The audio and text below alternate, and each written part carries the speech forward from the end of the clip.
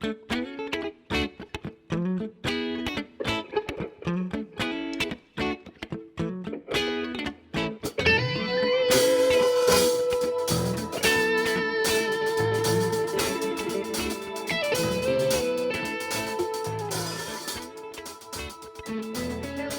everybody. Welcome to the Think and Grow podcast with Dr. Z. And Professor P. We are so happy that you have joined us for this episode.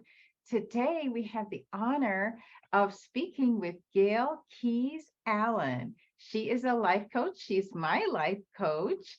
And she is going to share her tremendous and so interesting and inspiring journey through developing her life and her business. So, Gail, we look forward to hearing from you and just sharing what you will with our listeners. Right. So you guys are both coaches, and this is a segment dedicated to our Coach's Corner. So you're on Coach's Corner right now, Gail. Yeah. So we Thank look you for forward. inviting me. You're very welcome. So you want to just start with telling us and our listeners a little bit about yourself? Yeah, that backstory, Gail, is phenomenal. Can you start there and tell us the adversity of the early, I was saying earlier before we jumped on, wow, you've had some ups, some down, you were married, you were driving around in fancy cars and all that, all of a sudden you're back down. A lot of people live that type of life. So if you could start us off with, like you in another call that we saw or listened to rather, you were talking about how your parents divorced and then you got into this situation. So maybe pick it up from that point and give us a quick rundown on that. Yeah. Well, first of all, I love to brag that I'm 66 years young. Okay. I'll be 67 in May. So I love to tell people that because a lot of people think life is over at this age and Right.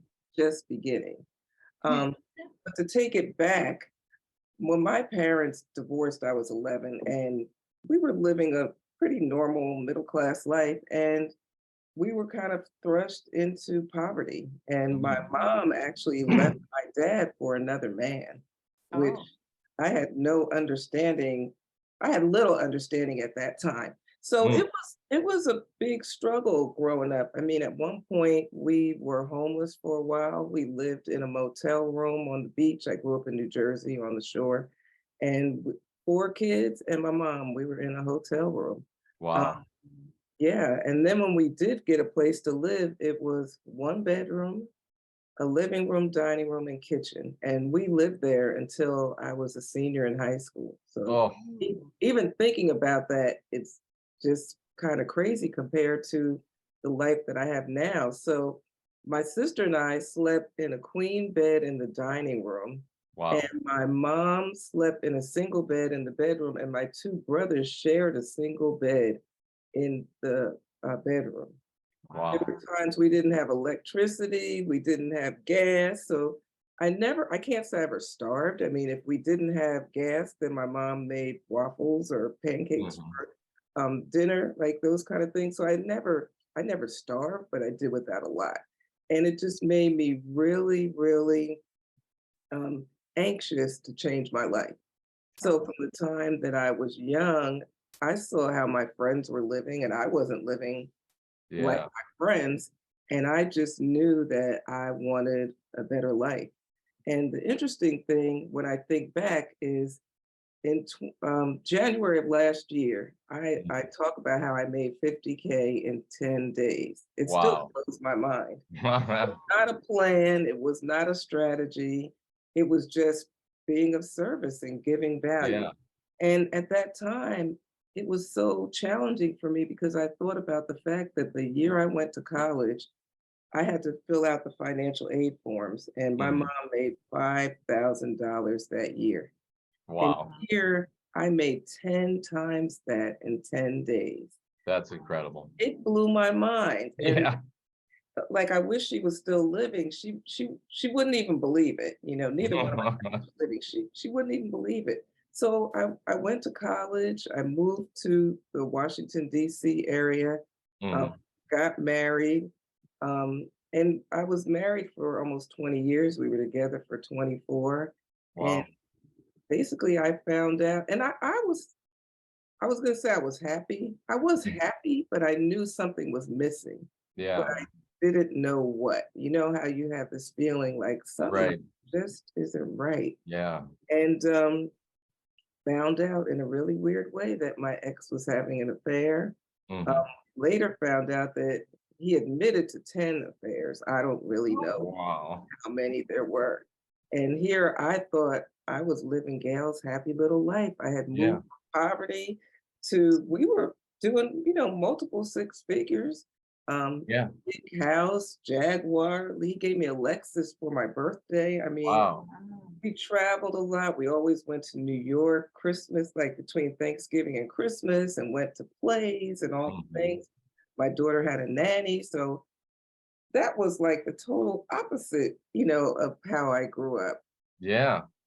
Then I find out about the affairs and I draw the line with infidelity. Yeah. Everybody has their own boundaries. I draw the line with infidelity. And he was confused.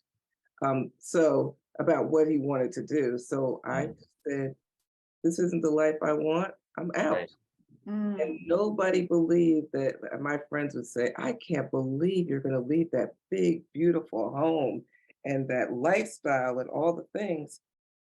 My heart is worth way more than a big house. My Right. And Yeah. yeah. And along with that, you didn't sign up to be part of a harem. no, not at all, right? Not at Right. all. And the thing I left out was I had multiple health challenges along Mm, the yeah. way. And actually, the year that I found out he was having an affair, I had a brain tumor.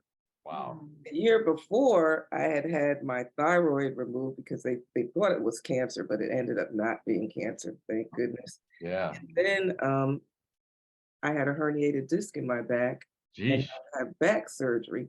So between March of 2002 Hmm. and March of 2003, I had three major surgeries. Wow. Wow. So So I good. wasn't even working. I wasn't even working when I found this out about my ex. And Wow. I Oh. look at you two. Well, she's ready to Yeah. ask a question here. Oh, I just wanted to ask about that tremendous identity shift for you. Even going from, living, having being homeless and poverty level to then all of a sudden, driving a Lexus and, having a huge house like that. Well, it And wasn't Moving on up. but then again, right. Yeah. Right? another shift to leaving that and Yeah. walking away Yeah. Yeah. It about that. took a lot. It was probably about 8 years in between the homeless and the big house, Uh-huh. and it took a lot. It took a lot. I did a lot of personal development work.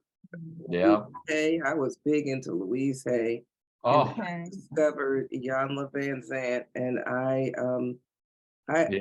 I prayed a lot. I mean, I tried everything because it Yep. didn't feel good in my body. It felt very foreign. I Yep. felt like an outsider. I felt like I wasn't enough.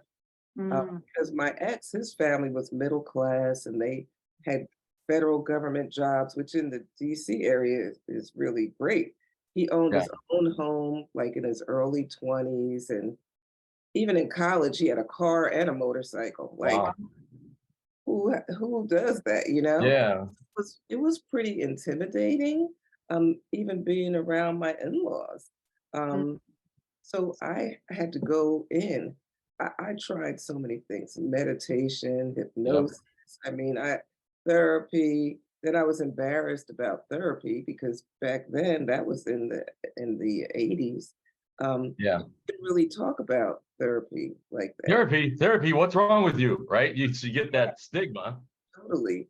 So I did a lot. I stayed in prayer a lot, well, one thing I would say, I was always trying to fix myself, which Mm. Mm. didn't feel good because I always felt like I'm not enough. And literally, I still feel that way. I mean, it's kind of normal for most of us to feel like we're not enough in certain aspects of our lives. Yeah. Um, but I think having done that work, it laid the foundation for me to do it afraid. So I was afraid to leave my marriage. I was super afraid. Like I said, I didn't even have a job when that happened, and I got a job and I figured it out. Right. Um, I would say that the blessing of growing up in poverty is you learn how to hustle. Yeah. Like Yeah. get in the hustle mode. And I knew how to hustle and not a legal hustle. I mean, Right. Right. Right. um, but my father had a bit of money, and he helped me like put the deposit on a townhouse when I moved. Mhm. And like I said, I just got a job and I figured it out. Yeah. Okay, nice. Yeah. All that adversity is really, it's a huge blessing. And we were at church the other day, and the pastor was talking about, and people get it in their mind that adversity, oh, woe is me, all that negative part of it. No, it is better than the positive stuff because you grow so much further from that, right? Totally. At the time, I used to say, God, I don't wish anybody else bad, but can you move on to somebody else? And in between, my mom became paralyzed. She was in Oh, a nursing home for 9 years. Oh, Since then, my brother has died of terminal brain cancer, and oh, they died on the same day, not the same gee, year, but they died gee, on the same day. So wow. all this other stuff was going on too. My daughter had some depression issues and was struggling with that. So it's been interesting, but a blessing. Like Yeah, yeah, time, if that hadn't happened, I don't believe I would be where I am today. right, mm, right. mm, So the clouds cleared, thank God, right? Let's get hammering on this coach's corner aspect, get rolling on talking about, tell us a little bit about how you went from accountant to some of the other things Zelda was telling me that you were doing. What I'm wondering is this recent everything with the coaching, do you feel like that you finally hit your passion, something that you truly love to do, and all of it is behind, all of that in the rear view window was like, okay, accountant, stable job, I'll take one for the team and I'll do that for a while. But then, holy cow, I'm getting goosebumps right now just talking about this to you that, um, that's what we really, for our listeners, I really want them to get this lesson, this part that I think you're going to get ready to really tell us all about is how you found your passion. You're working with the people that need your help. With all those experiences, now you can go down that road and really take it away. Um, when I was still married, I, Mhm. like a lot of people, found out about life coaching on Oprah. Yeah, oh, yeah. And I don't even know, I really don't remember what year that was, but it was I don't know, in the early 2000s maybe. And I started looking into life coaching. I didn't know much about it. And I actually went to no, it was a weekend training.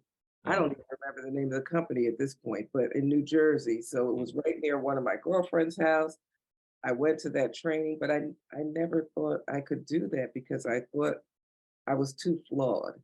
Like Yeah, my life looks too screwed up. Like how can I life coach somebody? So yeah. over the years, I tried a lot of things. Like I took a metalsmithing class. Like I love Wow. making jewelry. So Okay. there's a place here where they teach a lot of art. It's called the Torpedo Factory, and they have different art classes there. Mhm. I took calligraphy and a bunch of different art classes, and in between, I was a personal trainer. So I didn't know what I wanted to do either. I was just Right. to experiment. Job. Well, part of what I Can you left. repeat that? We didn't hear what you said on that last yeah, I remark. think they might have frozen. Yeah. Okay, part when I was on my job, I Hmm. lost my hearing in my left ear to an allergic reaction to CBD. So that was in 2019. Hmm. And that year, every year I had gotten a great bonus and salary increase. And that year I got zero salary increase and a $1,000 bonus. And I used to get like 5, 6,000. They Yeah. said had nothing to do with my illness. Actually, I was out of work for 4 months. Mm. Um, so the head partner in the firm told me that we've decided that you're highly compensated enough and we're not willing to pay you any more money. And I told him that I don't think I would stay here knowing that I'm not going to make any more money. Yeah. But you like it's his business. You have the right to do what you want to do. I'm Right. not mad at you. I seriously said that to him. And I Mm. went back to my office and sat down and literally I heard it was God talking to me saying, they Mm. do not get to dictate how much money you make. Right. And so from there, I started looking for the answer of what's my next step. And I worked there for 16 years. I hadn't planned. I used to joke that I was going to die at my desk. Yeah. That is that. Clearly a defining moment, would you say? Very much so. And I Yeah. found out about this course that teaches you, like helps you figure out what you're made to do in life. So I just got in there and explored and started talking to people, and it came up again, life coaching. Yeah. And I kind of knew that that's what I wanted to do, but I didn't think I could. Right. And I, I just at that time, because of what he had said, and because of the work I had been listening to the Life Coach School podcast Yeah. and hearing all these things, and my beliefs were changing about what was possible. Yeah. And I just decided to get certified by the Life Coach School. And Probably some imposter syndrome in there, would you say? I ended up in therapy when I was in certification. But Gail, though, I want to just kind of talk about, so, accounting was very stable. Like we said, it's systematic, it's kind of predictable. Very much And so. and now you are just a free spirit. You post on Instagram and Facebook, you'll do Facebook lives in bed, without makeup. You look gorgeous, and you have this photo shoot with all these different colorful outfits. So it's like a different part of you starting to emerge that you maybe wasn't there before, or what do you think? Spoiler alert, she's got a twin. No. Always there. I pushed it down because I didn't think it was acceptable. It didn't feel safe. So Yeah. that's why I had started exploring all these creative outlets, because it wasn't safe for me to do that as an accountant. Yeah. I did take that job because I was a single mom then, and I took it when I got divorced. And it's like I needed stability. I had Right. bills. And some might say I need stability now. I don't know, but my faith is my stability. I really, Yeah. really Nice. believe that. So I used to wear gray, black, and white. I never wore red lipstick till probably less Wow. than a year ago. Never, because I didn't want to stand out. And then I'm very tuned into God, the spirit. Hmm. Like I'm very tuned in, and I've been tuned in for a while, but I was too afraid to listen. We all have intuition. Right. Um, so a lot of things that I do are spiritual downloads. It's like, let's try red lipstick, or let's teach this program and charge half of what you normally charge because you want to help more people. And that's really how I made the 50K in 10 days. Like I just now am open to exploring aspects of myself that I was too afraid to explore Right. before because I thought safety. See, my definition of safety was destroyed when I got divorced. Yeah. Thought the marriage, the job, the cars, the vacations, all these things. Oh, I checked off everything society says I should do.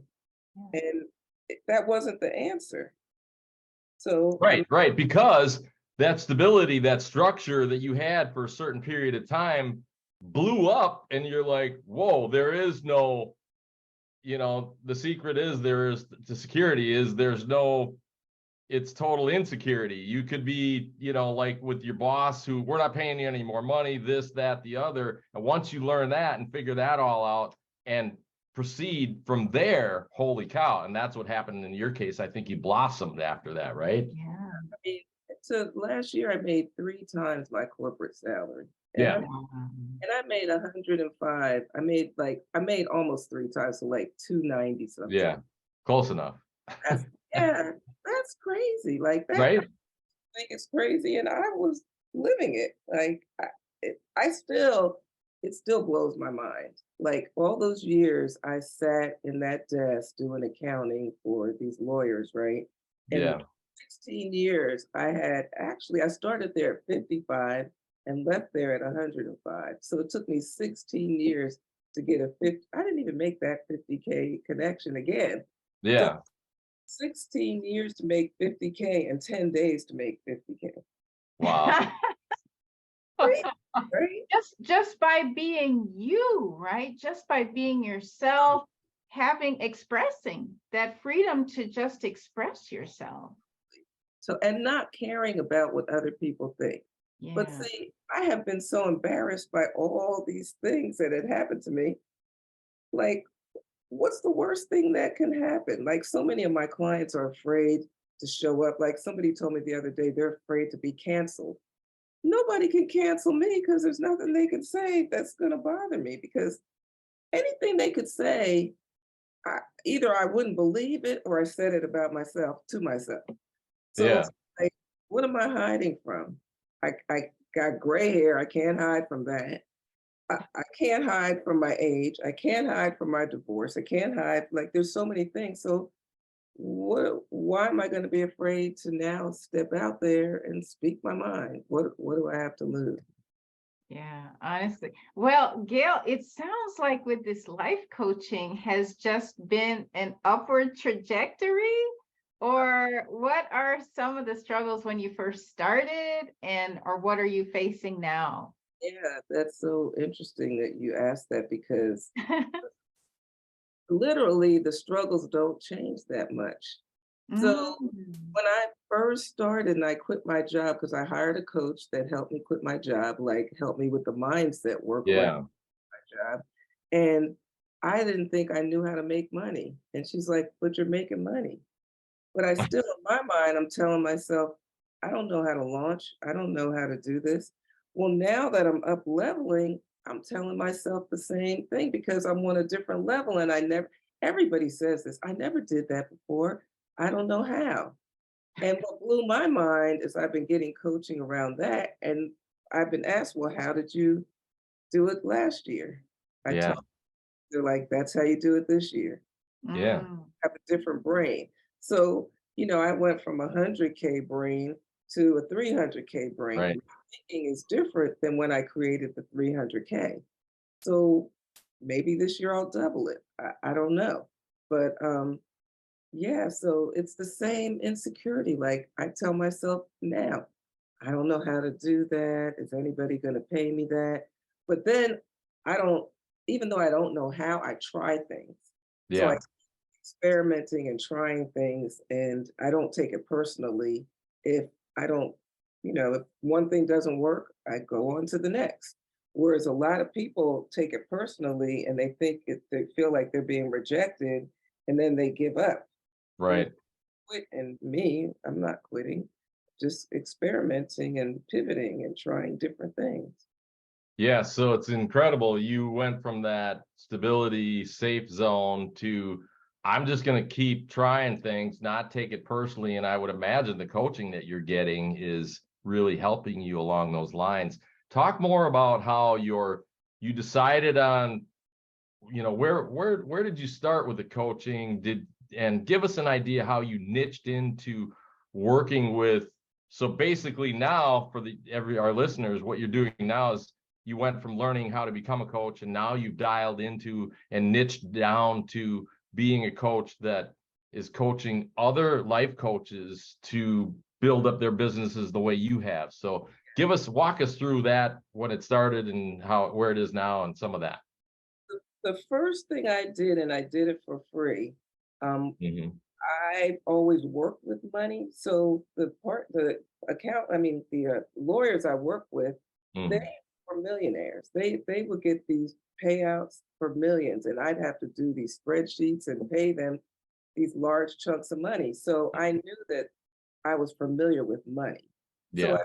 figured, since I'm familiar with money and a lot of people aren't, I'll start a money book club. So I started a free Hmm. money book club and Wow. invited people. And sometimes there were 4 people there, sometimes there were 10 people there. It didn't matter to me. We were getting through the books. And from there, then some of those people started hiring me, and then they'd invite their friends.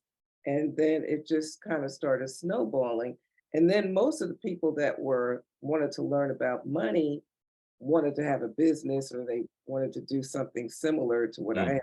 They knew, I was leaving my job or had left my job. And what happened was I made a lot of money really fast. And I went to Mastermind for the life coach school last year. Hmm. And that's where I met Zelda. And Oh, there okay. were all these people that hadn't made 100K. And the first 100K came pretty easy. And Mm. literally, when I was there, I didn't need, they have a 100K award. I didn't even apply because I didn't think, again, imposter syndrome. I didn't Yeah. think it's that big a deal because I made 100K in my job. So I'm like, I just equaled my salary. Like, Yeah. oh no, I didn't think it was a big deal, and I didn't apply, which Mm. later the CEO of Life Coach School said to me, representation matters. Mm. You have to tell your story. Yeah. Representation matters. And when I was there and I saw the people that hadn't made money, I it just dropped in my spirit that I want to help other coaches make 100K or more, because I did it. I know how to do it. I know it doesn't have to be as hard as we make it out to be, and I just felt like that was my calling. Yeah. Um, and I don't just work with coaches because I also help women in general Hmm. become more abundant and change their relationship with money. It just Okay. happened that most of the people that come to me are coaches, or they got certified and they want to quit their job, but they're too afraid to leave their jobs.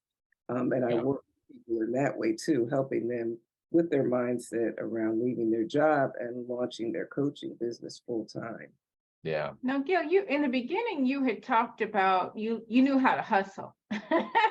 And even before you found life coaching, you were in many different businesses. But you never made this much, right, in any of the other ones. So what is different, or is it just what's different about you now as opposed to you back then, who was maybe hustling? Oh, yeah. The difference is I was too afraid to talk to people. Mm. Like I was too like so many of us are. I was too afraid to talk to people. And Yeah. if you don't talk to people, you can't get clients. Like how are you gonna make money if Right. you don't talk to people? Like the Yeah.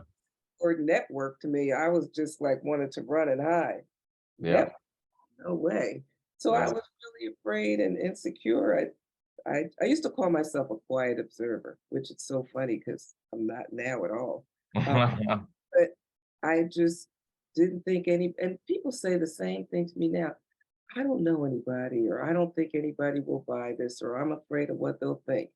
Now, I don't care what they think. I'm like, I can help you. That's what I said to Zelda. I can help you make Yeah. money. It's Yeah. no doubt in my mind. And before I was doubting myself, like, can I really help them? Like, am I enough? Now there's no doubt in my mind. So I mean, I'm so much more confident. Yeah. Yeah. And my past has proven to me that I can do damn near anything I put my mind to. So why am I going to say I can't? Like, and if somebody's not interested, oh well. It's still sometimes when people say, I've had people say, oh, I really want to work with you. I'm going to sign up. And then they don't. And then when I reach out to them, they're like, no, I don't want to work with you. And of course, I'm human. My feelings get hurt for about 2 seconds. Right. Yeah, and then I just say to myself, they're lost. Exactly. You read my mind. I was going to say that. That's so sad because man, I could help them so much and they're really missing out. The minute you flip the script on and start with that kind of mindset where you're thinking in terms of, oh, instead of the or oh dear, oh my, what did I do wrong in that conversation? No, you're like, the light didn't go on for them, unfortunately. Maybe they'll come back around and you just flip it and you're like, all right, let's move on. Right? And that's how you become successful in your business, really. There's no like big secrets. It's like experiment, keep putting yourself out there, trying things and failing, trying things and failing. N- Right. I say fire the liar. Like our brains lie to us all the time. Like our thoughts are like, they don't like me, they don't want to work with me, I don't know enough. It's all lies. Most of the people that I work with are super well educated, intelligent, Yeah. like done very well in their careers. And then they're telling me, well, nobody would take me seriously. And I'm like, what do you mean nobody would take you seriously? How is that possible? Yeah. Yeah, What the that's what the what the what? What? business, literally. You have to let go of your ego and those fears that come up and don't believe them. That's the thing. Most people believe them. It's a lie. Yeah. Gail, I think what you were talking about really is that scar tissue, that learned behavior, all of that stuff that we have to, we soak all that crap up when we're kids. We got dysfunctional parents, whatever. And in the back half of our life, we spend a lot of time, which I'm sure you have. I know I have. Spend a lot of time figuring out how to shed all that crap. Totally. Once you do, that's when you take off, right? And that's the journey I take my clients on, literally, like shedding that because it doesn't serve us. It didn't serve our parents. It doesn't mean that they were right. That's all they knew. They didn't know enough. Right. Right. Right? So many people say, well, my parents said this and growing up this. Okay, that was then, this is now. I grew up in poverty. If Yeah. anybody could have like really limited thinking around what's possible, it would be me. Right. But I'm not exaggerating. From the time I was about 10 or 11, I used to get magazines from people and I would look in those magazines and dream of being wealthy and living in New York. Nice. So I still may live in New York. I don't know. I kind Yeah. of like the country where I live now. But I so from the time I was little, I had so many magazines, and we had this window box, and so you could open it up and store stuff in it. And I had all these. That was before I even knew what a vision board was. I didn't know Yeah. anything. All I knew was those pictures and those houses and those clothes and all of those things look so nice. And I want to have that. So I spent a lot of time dreaming. And that's the other thing a lot of people don't do, as even as adults, they don't Yeah. spend time dreaming. Yeah. Yeah. If you Quick don't, story for you guys. Quick story. So this is incredible. When I was in like fifth or sixth grade, I was in geography class, and the teacher brought up the map of the U.S. and she's like, "Just look at the map and go, which state would I like to live in?" And I picked Nevada. I'm like, I like the shape of it. I had no clue, right? Fast forward 20 years later, I joined the Air Force, the military. I get stationed at Nellis Air Force Base, Las Vegas, Nevada. I believe, isn't it? Right? Yes, but that's how life is. We claim things, and they literally will happen if we put enough energy into it. Exactly. And it's interesting you were talking about these beliefs that we inherit from our families. And it makes me think, as a weight loss coach, I've heard, one of the things we advocate is to cut out or, decrease your consumption of sugar and flour. But for some of the clients, sugar and flour was a sign of love. Like when they went to visit grandmother, she'd have cookies, she'd have the cakes Yeah. available. And they actually said turning away sugar and flour is like turning away grandmother's love. Mm.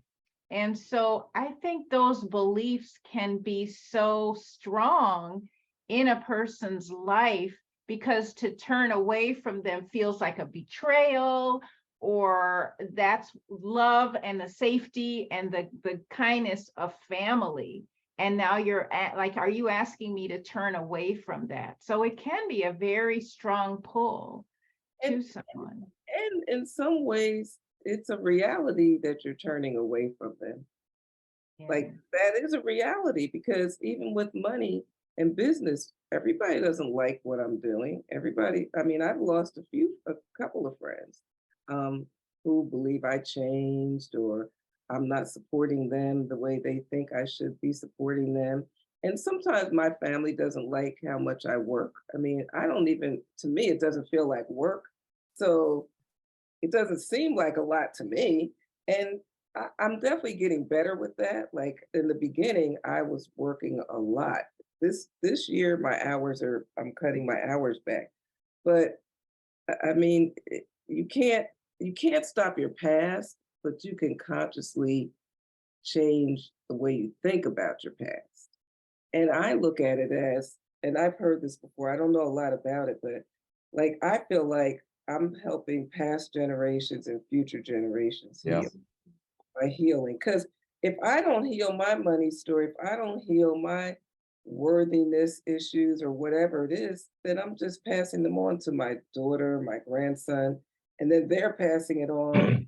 Somebody has to, they say the buck stops here. Like somebody has to break it. Um, yeah. So that's how I think about it. For anybody that's afraid to turn those things off, I don't eat remotely close to the way I ate growing up. Like Right. I almost never eat soul food. I grew up on a lot of soul food, but today I had something coconut yogurt with chia seed jelly in it and some I don't know, granola. Like like who in my family would even they probably don't even know what that is, right? But eating, right? But I'm not turning my back on them. I'm moving and I'm growing and I'm expanding and I'm inviting them to come along too. And if they Right. don't come along, they decided not to come. It Yeah. is because it isn't. I tell my friends all the time, let me help you make money so we can get rich and do rich people stuff.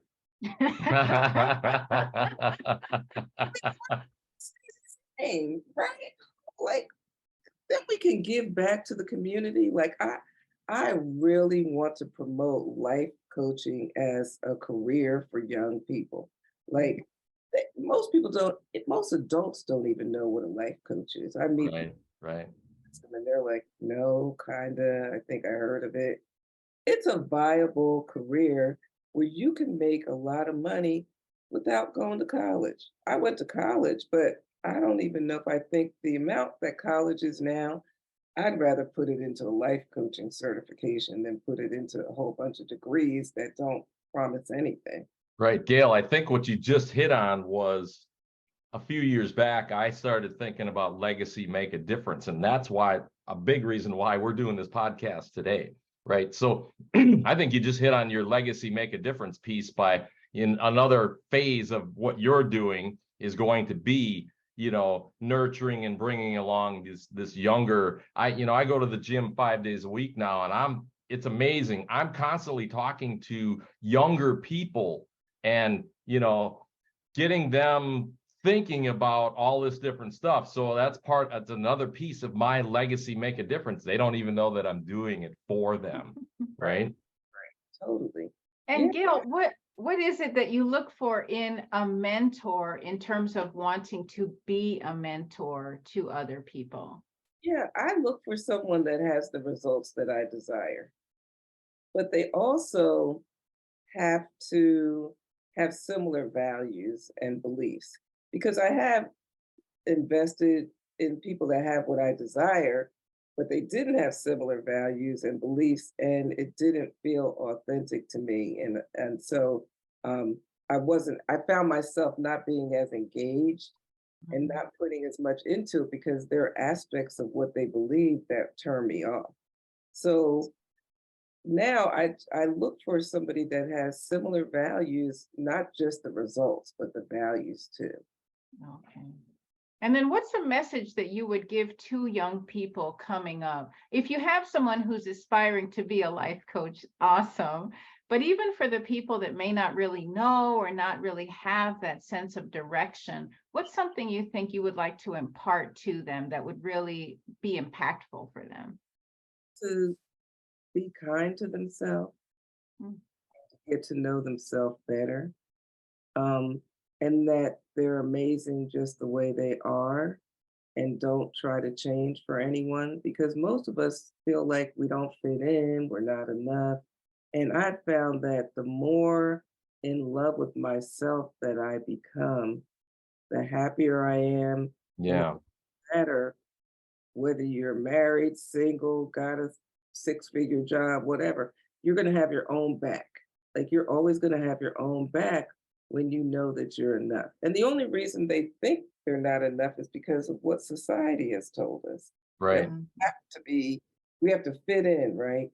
We have to fit in. I didn't mention this about my grandson. He has a disability. His left arm didn't form fully, and Mhm. his fingers don't bend. In fact, he Mhm. had one finger. They don't bend. They don't really. They're stiff. He had one finger removed, and then they turned another finger into a thumb. So he's three, and he has his own challenges. But so for him, he lives with me. Him and my daughter live with me. So Mhm. I'm helping to mold his thinking already because he watches everything that we're doing, Yeah. wants to help too. And so I get to practice, helping to raise a young person to he has to know that he's enough. Otherwise, he's going to have a really hard time. So even with my daughter was 3 months premature. She was weighed 2 pounds 1 ounce when she was three. Wow. So she has scars on her wrists where they had to do surgeries, scars on her chest. She had chest tubes, a whole bunch of stuff. And while she was growing up, I used to tell her, those are your battle scars, baby. Mm. That helped you stay here and it's made you stronger. Yep.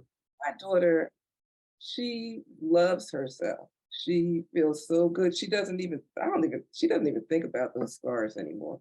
And I hope to we feed into my grandson like that. And that feeds into other kids. Because even when my daughter was young, all her friends loved me. They would come and talk to me. Even one of her friends calls me for advice now. Like she recently got a divorce and she calls me for advice. Mm. So I've always interacted with young people and kind of just help them to choose them first and Yeah. heed what their peers say. And actually, when I was young, I thought it was good that I was different, whereas everybody else wanted to fit in. I wanted to be different, which Right.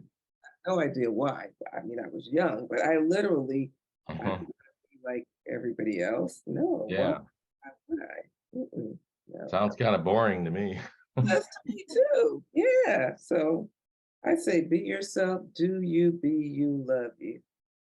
Yeah, I think talking about your grandson, that's an excellent opportunity. And your daughter, it sounds like you're doing some of that already. But at 3, I mean, I don't know when they start to, they're sponges, and I don't know when that sponge starts to dry out, what age it is, probably around puberty, I'm guessing. But you've got all this time, right, to say, look, this is turn that disadvantage of the hand situation into an advantage by saying, this is a blessing in disguise because it's going to help you in so many ways if you take on that challenge, right? And even the story in Think and Grow Rich, one of his sons was deaf, Right. but yet he challenged him to grow up and not see that as a disability. So Yeah. yeah, Yep. that's powerful. Huge. And he's so independent. He does not want you to help him with Mm. things. And we don't. Like even now, I think, how do you help somebody that can only use one hand? How do I help him pull up his pants? Like, and I watch him struggling, but I let him do it. Right. Doesn't know anything different. So we let him be independent, even though, like, a lot of people would want to rush him and just do it for him. Right. And I have to constantly remind myself, because I take him to daycare in the morning, so I help him in the morning. I have to constantly remind myself, literally internally, I'm saying, slow down, Gail. Let him do it. Slow Right. down. So I used to go to the gym early in the morning. I don't do that anymore because I want to give him time so I'm not rushing him. Before I was kind of like pushing him and rushing him. And I'm like, no, he wants to learn how to dress himself. He wants to learn how to do these things. Let me, slow down and let him figure it out. So uh, who's better to be his grandmother than me? That's what I say. Yeah. And I'm going to teach him the self-coaching model. And he's Yeah. going to learn about how to think. Like Yeah. how to think, how to feel, how to process your feelings, how to decide what you want. And kids already know what they want, right? But they might not know how to go about it. And as parents, we most of the time want to tell them, no, you don't want that. You want something else, right? We want them to be a doctor, a lawyer, or whatever, architect, whatever, right? Yeah. Oh, what are your skills? Yeah. Grandson now comes and writes on my board, comes Wow. comes and sits at my desk. He even, and this was kind of crazy to me, he was looking at the back of a penny and he thought it was a train, but it's a building with pillars. Yeah. Um, at 3, I don't know if he even was 3 then. I showed him on the computer the building and we looked it up. Oh, You don't have to like sit there and make him do anything. He was curious. And he yeah. kept telling us we were wrong because he likes trains. And he Yeah. kept telling us we were wrong. That's a train. No, baby, it's not a train, but this is what it is. Yeah. So I'm loving it. I'm loving it because I'm helping Nice. mold his brain in a way that he wouldn't have, even with my daughter, because she's not that interested in the model. Like I've Yeah. taught her, she's like, yeah, yeah, yeah, whatever. I think to it. But with him, he's so young and curious, Yeah. start early. So it's fun. Right. That's why I say he's still in that curiosity mode where as we get older, all that curiosity for a lot of people, it gets beat out of them. Fortunately for myself, that never got beat out of me. I'm like so curious. Sometimes it gets me in a bit of trouble, but I'm glad that I still have that. Yeah. Right. Well, awesome. We are we're gonna wrap it up. My final question for you, Gail, is how are you challenging yourself on a daily basis? And it sounds like with your grandson, you may have that already built in. Yes, that is when I was young, my mom said to me, when God was giving out patience, he passed over you. And she used to, and I think about it all the time because now I'm being I was going to say I'm being forced to be patient, but I'm really not because I could speed him along and do it for him, but I've chosen patience and it's taken me a long time to learn that lesson. So really I'm challenging myself every day to slow down. Yeah. My business, which is really mentally challenging because I built it hustling. This year I'm building it, hopefully I want to do like have greater impact, but not with hustle. So Yeah. that's hard. That's Yeah. because I know how to hustle. Yeah. I don't know how to slow down as well. So yeah, I've cut my hours back and I look at my calendar and I'm like, "Ew, it looks kind of, Yeah. but then I want to make more money. So it doesn't Yeah. even make sense in your brain. So Yeah. every day I'm reminding myself, slow down, not just with my grandson, but in my business, slow down. Like this month, I haven't sold anything. Hmm. And I've learned to sit with the discomfort. But I haven't sold anything because I haven't tried to sell anything. Like Right. Right. literally not made any offers. Mhm. Um, I just decided it's an experiment too. Like I just decided, can I make more money and not feel like I have to force it? Yeah. Mm. Where Yeah. is the magic? And because there is some magic going on too. So it's like, where is the magic in this? Can I sit with this discomfort, Yeah. not forcing and pushing, Right. but still have the results? So Yeah. that's my work this year. Yeah, Gail, here's where the magic lies. It lies in your thoughts, because you said slow down. Magically, this month you haven't made any money. So if you say, okay, more money in February, boom, it's That's, the yes, it, and it all it starts with your thoughts, Gail. You want to make $1 million? Think it, right? that's so funny you said that, because I said February is the month. There you go. Awesome. See? February is the month. I'm starting to ramp up to make offers. Because if we don't make any offers, who's going to work with us? That's Right, right, what right, how many people have you offered your services? right. Oh, that's why you don't have clients. Same thing with me, same thing with anybody, right? But I just decided to be still, like literally be still. And I'm Nice. not saying it's easy, because I keep thinking last January you made 50K. Okay, that's okay. It doesn't mean I have to make it every January. You know, That's muscle mind memory, Gail. Your brain is still a muscle. And what did you're like your muscles, you have muscle memory, but you got to remember your brain is also a muscle. And you're telling you, well, wait a minute, just relax. We'll get it next month, right? You're crafting as you go along. It's fabulous. Love what you're doing. yeah, it's fun actually. It's fun because it's outside of the way that we were taught. Totally. Yeah, Yeah. yeah. I feel like the more I challenge myself to get uncomfortable, Yeah, Amen. right, Amen. right. All right. Well, thank you so much, Gail. And on that, Yeah. we are going to finish up this episode. Thank you so much. Awesome. This was an incredible episode. I love the answers. You were dropping so many gems, so many pearls that will really help our listeners and also us to listen back. Yeah. and Yeah. to the answers that you gave. So thank you so much for what you do, and thank you for the work that you're going to do, and even thank you for the work that you've done in the past. thank you. So, yeah. All right. Okay. And as always, Thank you in advance. Just thinking and growing and learning and knowing and thinking and growing and learning and knowing. Yeah.